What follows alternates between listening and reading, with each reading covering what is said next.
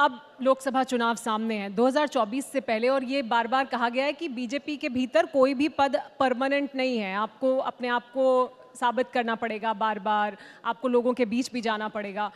तो क्या हम देखेंगे कि अभी जो तमाम सांसद हैं, और ये चर्चा भी हो रही है कि ऐसा नहीं है कि सब वापस दिखाई देंगे, क्योंकि इतने लोग बड़ी संख्या में जुड़ रहे हैं तो फिर नए लोग भी आएंगे, तो क्या कसौटी होगी और उस कसौटी पर क्या सबको कसा जाएगा?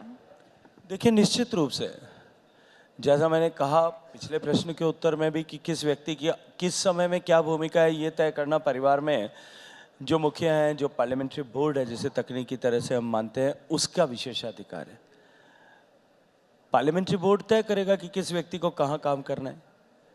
और निश्चित ही मैं ये मानता हूँ, व्यक्तिगत रूप से मेरा विचार यह है कि ठहराव जो है वो सड़न लाता है, और सड़न जब आती है तो मृत्यु होती है।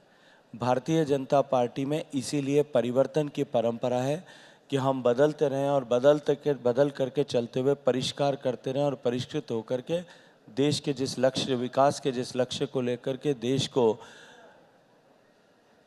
समर्थ, शक्तिशाली और संपन्न बनाने के जिस लक्ष्य को लेकर के चल रहे हैं, उसके लिए हमारी नई ऊर्जा निरंतर बनी रहे।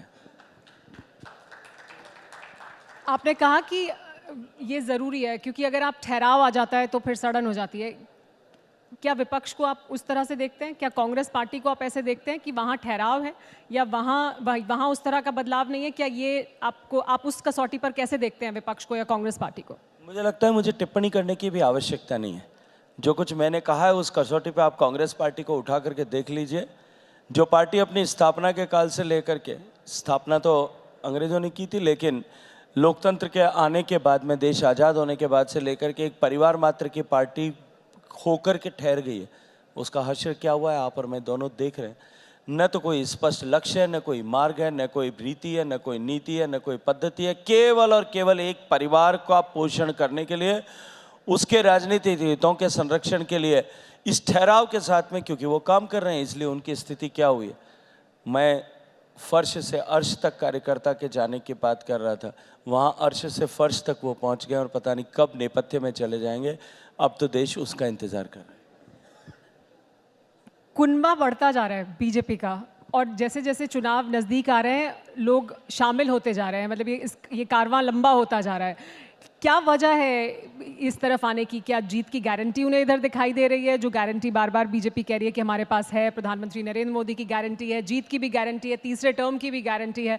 उस गारंटी के भरोसे पर आ रहे हैं? क्या वजह है? क्योंकि विपक्ष तो दूसरा आरोप लगाता है, वो कहता है दबाव में आ रहे हैं, डर में आ रहे हैं। देखिए, बहुत सारे तरह के विषय हो सकते हैं।